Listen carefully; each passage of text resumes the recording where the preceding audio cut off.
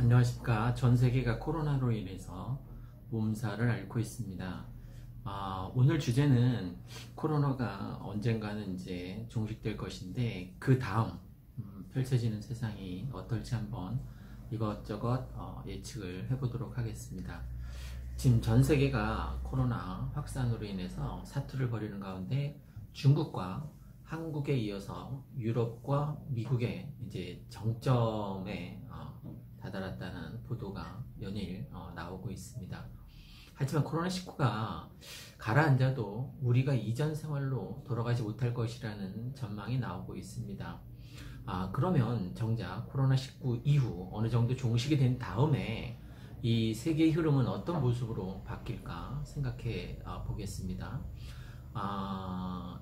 예전처럼 다시 돌아가기는 쉽지 않을 것 같습니다. 코로나 시대가 코로나 발생 이전과 같을 것이라고 예상하는 사람들은 거의 없습니다. 미국 뉴욕 주지사가 지난 8일 우리가 일반적인 상태로 다시 되돌아갈 수 있을 것 같지가 않다. 나는 코로나 이전의 시대로 돌아갈 수 있을 거라고 생각할 수가 없다. 또 우리가 똑똑하다면 대신 뉴 노멀, 그러니까 시대 변화에 따라서 새롭게 부상한 어떤 표준을 구현할 수 있을 것이다 라고 얘기했습니다. 우리나라 정세균 총리도 며칠 전에 이와 유사한 발언을 했는데 지난 13일 날 예전과 같은 일상으로 상당 기간 어쩌면 영원히 돌아갈 수 없을지도 모른다라고 얘기했습니다. 그것은 어느 정도 경제활동을 영위하면서도 코로나 전파 위험을 낮추기 위해서 여러 필요한 것을 고강도로 사회적 거리두기 등등 지속하는 생활 방역을 해야 된다라고 얘기를 했고, 생활 방역 이 자체가 코로나19 이전의 삶으로 다시 복귀하는 것을 의미하는 것은 아니다라고 강조했습니다.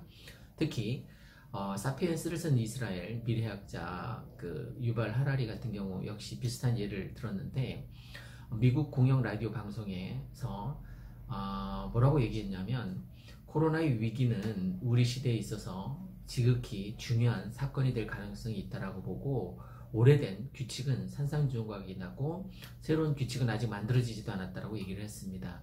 앞으로 한두 달 동안 각국 정부나 국제기구 실제 조건에서 대규모 사회 실험을 실시하게 될 것이고, 그리고 그것이 앞으로 몇 년 이 세계의 형태를 결정짓게 될 것이라고 얘기를 했습니다.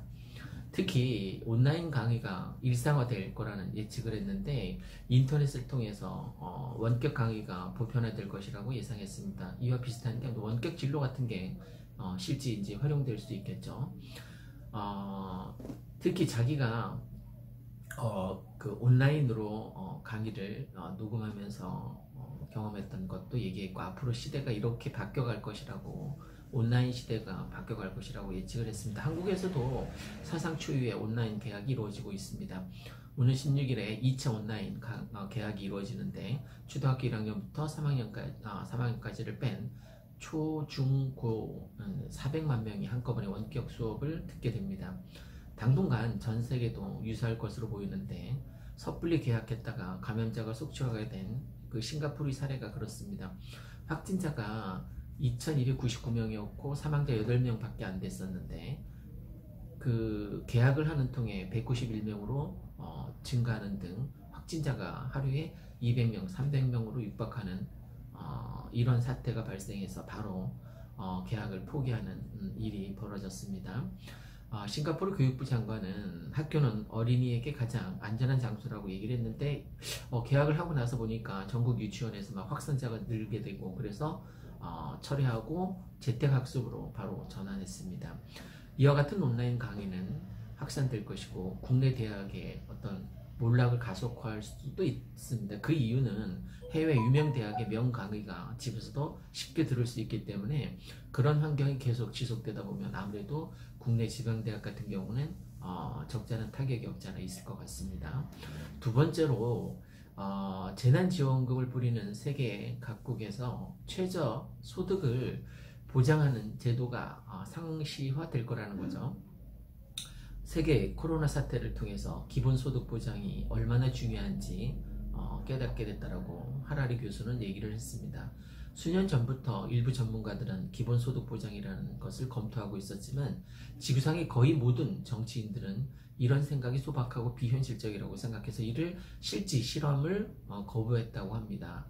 하지만 코로나 사태가 확산되면서 현재 미국의 극단적인 보수 행정기관조차도 위기 내내 국민 개개인의 기본소득을 지급해주기로 결정했다라고 얘기를 했습니다. 실제 그렇게 결정이 됐고요. 이미 일부 국가들은 코로나19 사태에 대한 대책의 일환으로 일회성 또는 지속적으로 보편적인 기본소득의 성격을 지원금 지급하겠다는 정책을 시행하겠다라고 발표를 했습니다. 스페인 경제부 장관은 가능한 한 이른 시일 내 기본소득 정책을 시행할 계획이라고 얘기했고 지난 5일 발표했습니다. 스페인에서 계획한 기본소득은 취약계층을 위해서 월 440유로, 한국 돈으로 약 52만 원 정도 됩니다. 이것을 지급하겠다라는 결정을 했습니다. 그리고 미국에서는 2조 2천억을 풀어서 코로나가 경기 부양 체계 일환으로 일정 소득 이상의 국민을 제외하고 미국인 1인당 1,200달러, 한국 돈으로 한 145만원 정도 된답니다. 이 현금을 직접 지급할 예정이고 벌써 계좌번호로 송금하는 일이 실행되고 있습니다. 프란치스코 교황도 지난 12일 부활절 서한을 통해서 보편적 기본소득을 지지하고 나섰습니다. 교황은 서한에서 존엄을 부여할 보편적인 기본소득을 고려할 적기라고 얘기를 했습니다.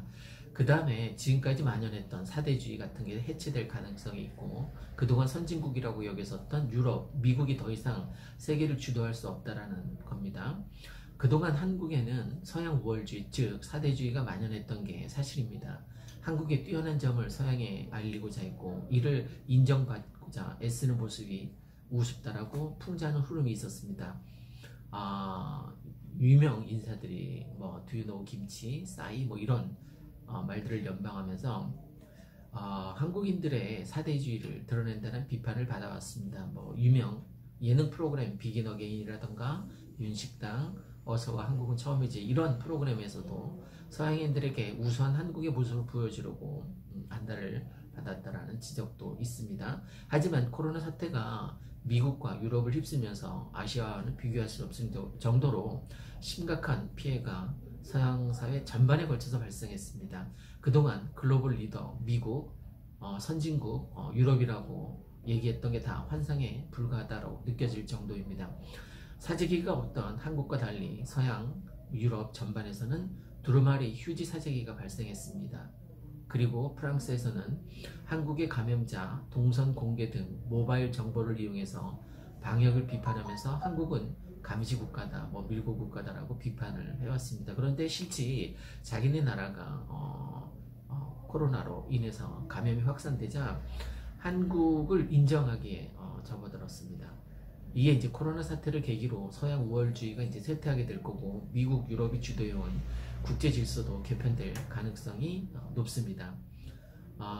이코노미스트 튜더라는 사람은 한국 특파원은 기고를 해서 서양 우월주의가 무너지고 있고 한국은 변질된 개인주의에 갇힌 서양과 대조됐다라는, 그러니까 아무래도 코로나에 대응하는 정책을 잘 펼쳤고 현 정부에서 좀 강도 높게 잘 사회적 거리를 둠으로 인해서 유럽이나 미국보다 확산되는 추세를 막을 수 있었기 때문에 앞으로 세계의 흐름을 주도하는 경제를 비롯해서 사회, 정치, 경제 모든 면에 있어서 한국이 모범 국가가 될 것이고 또 리더하는 국가로 부각될 가능성이 굉장히 높습니다. 그게 경제적으로 이제 파급 효과가 커지게 되면 아무래도 수출을 주도할 수 있는 그날이 올 수 있겠지. 물론 아직 요원하긴 합니다만 그렇게 전 세계의 어떤 흐름이라던가 아니면 주목받는 국가로 한국이 급부상함으로 인해서 보다 자동차 수출이라던가 아니면 기타 반도체 수출에 있어서 좀 더 세계를 주도할 수 있는 국가로 나아갈 수 있는 가능성이 없지 않아 있습니다. 자, 코로나 사태로 인해서 일상이 많이 흐트러지고 많이 망가졌습니다만 조금만 더 참으면 지금 3일째 20명대 유지하고 있으니까 충분히 저는 종식될 가능성이 대한민국은 있다라고 생각됩니다. 국민 여러분 좀 더 힘들겠지만 잘 사회적 거리를 둠으로 인해서 빨리 하루빨리 종식되기를 기원합니다. 이상 일산 아파트 거래 등 한성부동산이었습니다. 감사합니다.